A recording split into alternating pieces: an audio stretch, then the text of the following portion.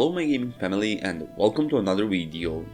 In today's video I want to talk about a game that came out in September 2019, but although I checked everything related to it, unfortunately I didn't have time to try it, until recently. In today's video we will talk about GreedFall, and it is still worth playing after more than 2 years after release. But before we start guys, you might consider pressing that subscribe button. By doing that, you support growth of this channel and my work in general on the best possible way. So, what are you waiting for? GreedFall is an action role-playing game developed by Spiders and published by Focus Home Interactive.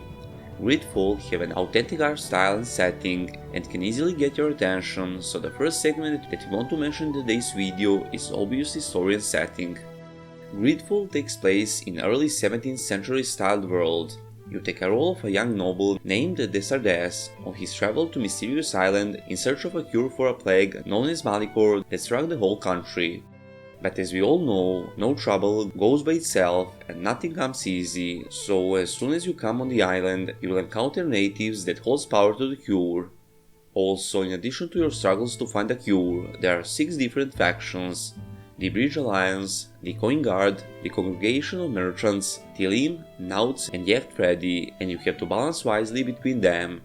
Note that you can belong to multiple factions at the same time without any severe consequences, but I honestly wouldn't recommend that. The big role in this game takes your companions. In GreedFall you will be able to encounter and meet 5 different companions. Each of them has special abilities and each of them belongs to different faction. You need to pay attention how you treat your companion's faction, cause that can have big effect on your companion too. So as I mentioned, there are 5 different companions. Kurt, the captain of the Coin Guard and melee combat master that can wear heavy armors. Vasco is the captain of Nauts, the guild responsible for transporting people and goods between the continent and Tirfrade. Siora is Donigad and daughter of the Mal, the leaders of the inhabitants of Tirfrade Island.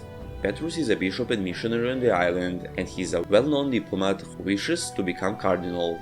And last, Afra. She is a Bridge Alliance naturalist that has come to the island to study its native flora.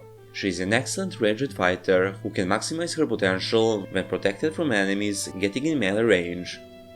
Every companion in the game have their unique quest line, and they are really interesting by the way. When we mention quests, questing system in GreedFall is really great.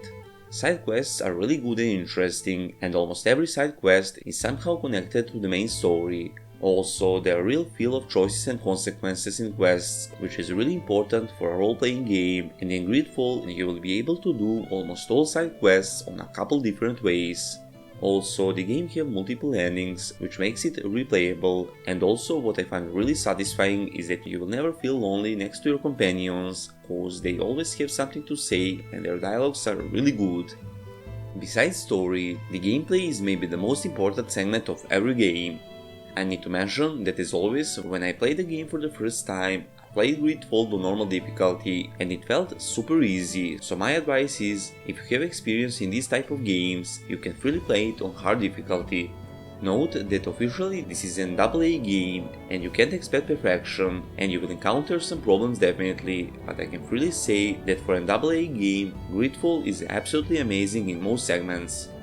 The character progression is very well done and you can actually feel the progress throughout the game. While fighting enemies and doing quests, you will level up and you can spend your experience points on various skills in skill tree. There are 3 ways or classes in GreedFall: Magic, Warrior and Technician. Magic class focuses on specialization of a magic type, which allows the player to conjure spells to damage enemies and buff yourself and your companions. The Warrior skill tree consists of skills that focus on melee combat and techniques, and by unlocking skills in this tree can transform a warrior into a master of wielding various weapons.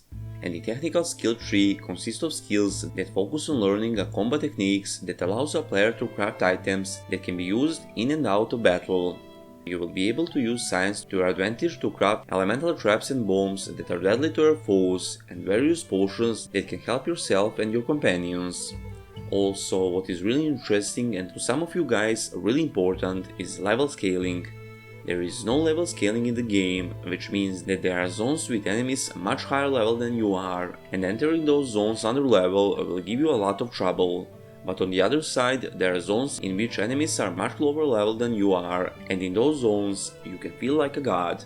The crafting system is really amazing in this game, and besides it looks good to craft and equip every part of the gear separately and to customize every part of your weapon, those, let's say, modifications can have influence and different effects too. You will also need to take care of your companion's gear too, otherwise you are screwed. Besides skills, you also have attributes and talents in the game.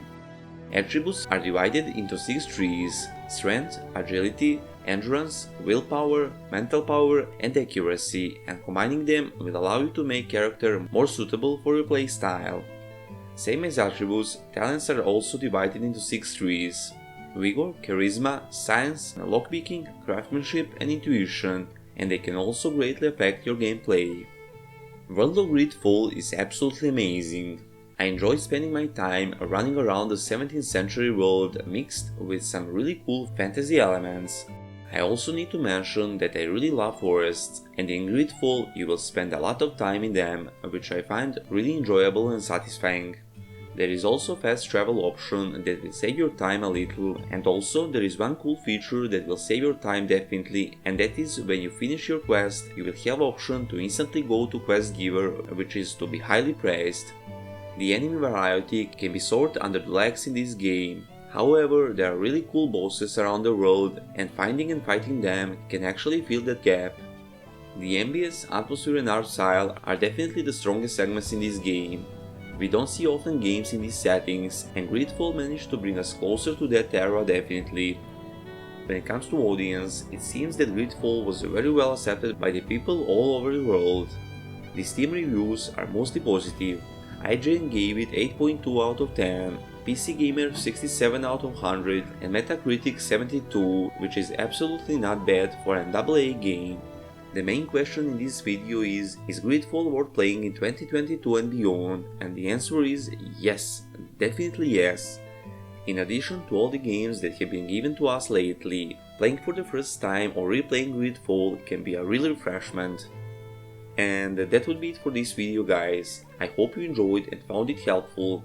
If you did, then like would be super appreciated. Don't forget to subscribe, and if you want to support channel in the long run, consider becoming a Patreon.